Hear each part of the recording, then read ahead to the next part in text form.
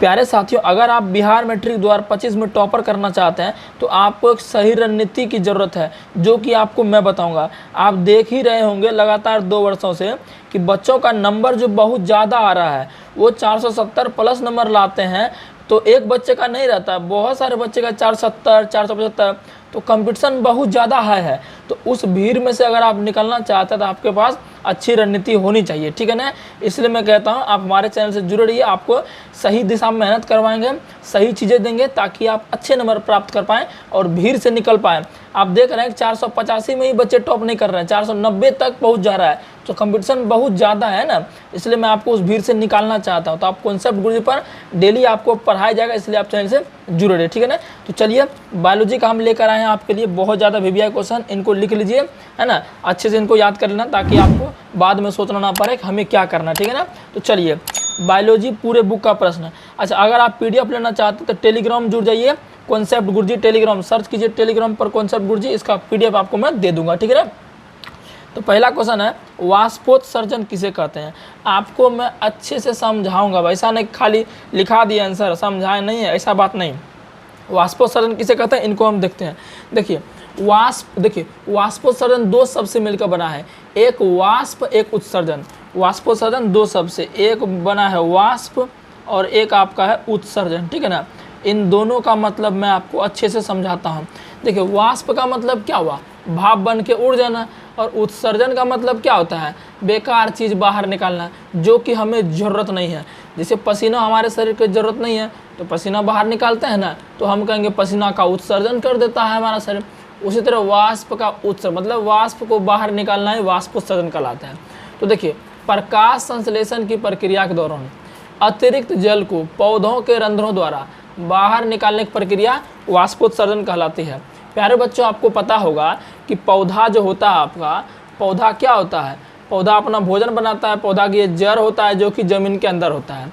तो पौधा भोजन कहाँ बनता है, इसका पत्ता में बनता है। कहाँ बनता है, इसका पत्ता में बनता है। कैसे बनता है भोजन, पौधा क्या करता है, वायुमंडल से क्या ले लेता है, CO2, वायुमंडल से CO2 ले लेता है, प्लस में इसका जो जड़ है, जड़ के अंदर में जो जल रहता है उसको ले लेता है। कहाँ तक ले जाता है, पत्ता तक।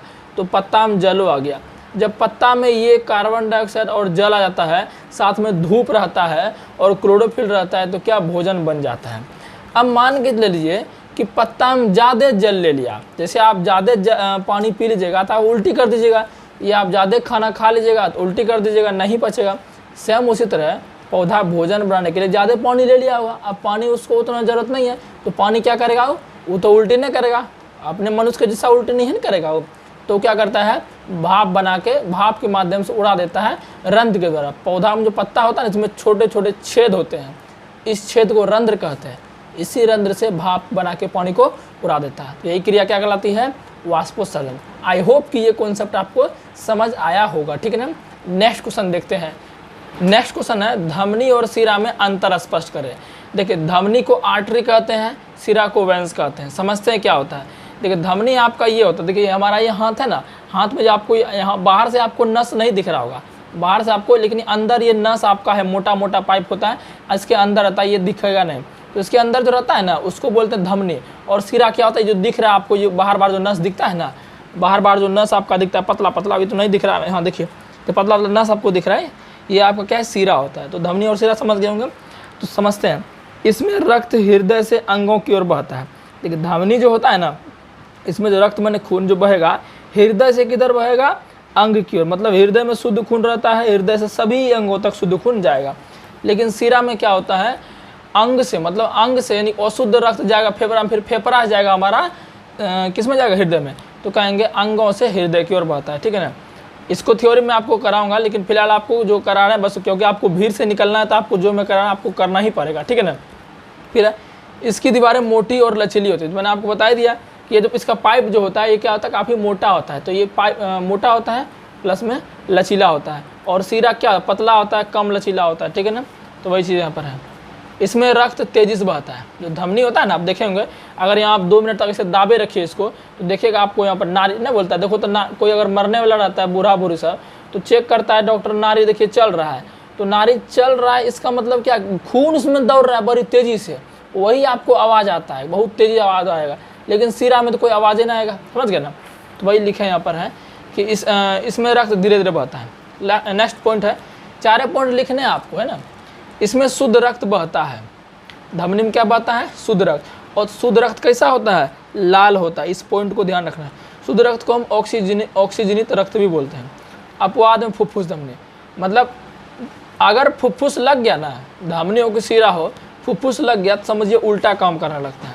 तो वैसे धमनी में शुद्ध बहता है, लेकिन फुफ्फुस लग गया तो अशुद्ध बहने लगे, इसलिए अपवाद रखें। सेम इसमें भी वही चीज़ है ना। तो ये क्वेश्चन भी आपका हो गया क्लियर, ठीक है ना। आइए नेक्स्ट क्वेश्चन देखते हैं। नेक्स्ट क्वेश्चन आपका है, उत्सर्जन की परिभाषा लिखें। देखिए मैंने आपको पहले ही बताया था कि उत्सर्जन का मतलब होता है बेकार चीज़ को बाहर निकालना, जो कि जरूरी नहीं है हमको, उनको बाहर निकालना है। तो वही लिखे हैं, मानव शरीर में उपापचयी क्रियाओं के दौरान।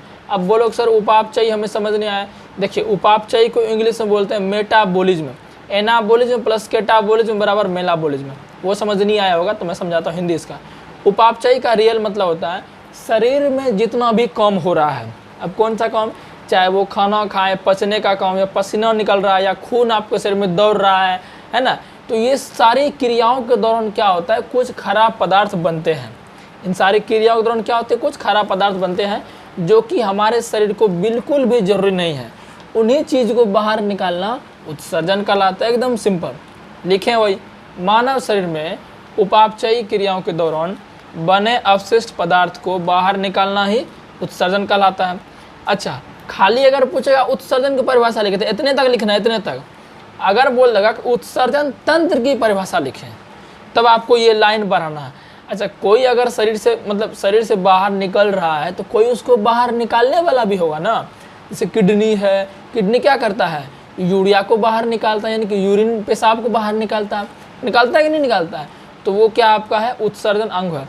तो ये लिखे हैं, इस प्रक्रिया में प्रयोग हुए अंग को सम्मिलित रूप से उत्सर्जन तंत्र कहते हैं, ठीक है ना।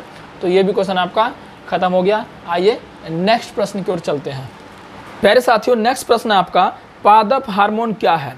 देखिए प्यारे बच्चों, पादप का मतलब पौधा, हार्मोन माने रसायन, यानी कि पादप रसायन, पौधा का रसायन। यह एक विशेष प्रकार का रासायनिक पदार्थ होता है। अगर आपसे कोई पूछ रहे ना कि भाई हमें हार्मोन का मतलब बताओ, क्या होता है हार्मोन, हमने बहुत सुना, इसका तनी मतलब बता दो, तो सिंपल उसको बोलना है, देख भाई हार्मोन माने होता है एक रासायनिक पदार्थ, और कुछ मतलब इसका नहीं होता, समझ गए ना। तो यह एक विशेष प्रकार का रासायनिक पदार्थ है जो पौधों में नियंत्रण एवं समन्वय, यहाँ पॉइंट समझो जरा, क्या दिया है, नियंत्रण एवं समन्वय। नियंत्रण माने कौन चीज, कंट्रोल, और समन्वय मतलब कौन चीज, तालमेल। नियंत्रण माने कंट्रोल, माने कि हम कंट्रोल में कर रहे हैं, समन्वय मतलब तालमेल। तो नियंत्रण एवं समन्वय का कार्य करती है, उसे क्या कहते हैं, पादप हार्मोन कहते हैं। अब इनको समझाते हैं। देखिए जिस प्रकार मनुष्य में क्या होता है, मान चलिए हमारा ये हाथ है, यहाँ पर मतलब कोई हमको ऐसे मतलब कोई कांटा चुभा दिया था, हाथ तो हटा लेंगे नहीं हटाए, काहे हटा लिए, क्योंकि हमारे दिमाग से मैसेज गया पूरे हाथ तक, ऐसे गया यहाँ तक आया जहाँ पर चुभाया था। तो दिमाग बोला तुरंत हाथ हटाओ यहाँ से। तो हमारा दिमाग क्या किया, इसको दिमाग और हमारे इसमें क्या रहा, तालमेल रहा, कंट्रोल एंड कोऑर्डिनेशन रहा, नियंत्रण में समन्वय रहा, तब ने इसको हटाए। या मान चलिए कभी कि कहीं आग लग गया तो उसको देख के भागते हैं, या सांप आगे में तो उसको देख के भागते हैं, का माइंड मैसेज भेजता है जल्दी वहाँ से भागो। तो तालमेल हमारे शरीर का माइंड से रहता है, नियंत्रण समन्वय। सेम उसी प्रकार पौधों में भी जो है नियंत्रण समय रहता है कि कब बढ़ना है, कब क्या खाना है, सब पूरा जो कंट्रोल एंड कोऑर्डिनेशन है वो हार्मोन के द्वारा होता है, समझ गए ना। हमारे में तो बहुत सारी चीज़ें रहती हैं, लेकिन इसमें हार्मोन के द्वारा होता है। इनको तो मस्तिष्क पौधा को है ना, हमारे में तो मस्तिष्क है, पौधा का तो मस्तिष्क है ना, तो सारा काम इनका हार्मोन के द्वारा होता है। तो वही लिखे कुछ पादप हार्मोन का नाम है, जैसे ऑक्सीन हो गया, साइटोकिन और भी होता है, जिब्रेलिन्स होता है, ठीक है ना। और आपका क्या कहते हैं फ्लोरिन, क्या बोलते हैं, फ्लोरिजेंस होता है, इथाइलिन होता है, एफसीसी होता है, बहुत सारा होता है, ठीक है ना। तो दो आपको लिख देना। नेक्स्ट देखते हैं लास्ट क्वेश्चन इसका। नेक्स्ट और लास्ट प्रश्न है इस क्लास का, जाइलम और फ्लोएम में अंतर स्पष्ट करें। देखिए जाइलम और फ्लोएम जो होता है ना, एक प्रकार का ऊतक है। क्या है, ऊतक है। और कैसा ऊतक है, ध्यान रख लीजिएगा, समवहनी ऊतक। कैसा ऊतक है, समवहनी ऊतक है। अब मैं लिख नहीं रहा क्योंकि मैं आपको इसका पीडीएफ बना के दूंगा, इसलिए गिजमिज हो जाएगा, साफ सुथरा दूंगा ना। जाइलम और फ्लोएम क्या एक प्रकार का ऊतक है। कैसा ऊतक है, समवहनी ऊतक है। समवहनी का मतलब से क्या होता है, किसी भी चीज़ को एक जगह से दूसरी जगह लेकर जाना, समझ गए ना। तो वही इनका काम है। तो इसकी कोशिका मृत होती है। जाइलम के क्या होती है कोशिकाएं, मृत होती है, और फ्लोएम की क्या होती है, जीवित होती है। ठीक है ना, सिंपल बात है। जाइलम क्या करता है, जल को ट्रांसफर करता है। अब जैसे मैंने बोला कि पौधा का जल कैसे मिलता है, पौधा का पत्ता का जल कैसे मिलता है खाना बनाने के लिए, पौधा का जड़ जो होता है ना, जड़ का मिट्टी में रहता है, तो मिट्टी से जल निकल के जड़ में उसका जाता है, ऊपर पत्ता तना जहाँ भी जाएगा। आखिर इसको कौन ले जाता है, तो जाइलम ले जाता है। समझ गए ना। उसी तरह अब पौधा को भोजन भी चाहिए। भोजन पौधा कहाँ बनता है, पत्ता में बनता है, लेकिन सभी जगह भोजन चाहिए ना, तो पत्ता में बनता है, तो पत्ता से भोजन जो है सभी जगह जाएगा, तना जड़ छीप है ना, सभी जगह जाता है। तो कौन ले जाता है, उसके लिए एक स्पेशल ऊतक होता है, जो कि आपका कौन है, फ्लोएम है। उम्मीद है कि समझ गए होंगे। यहाँ देखिए कुछ लिखे हैं, यह नीचे से ऊपर की ओर कार्य करता है।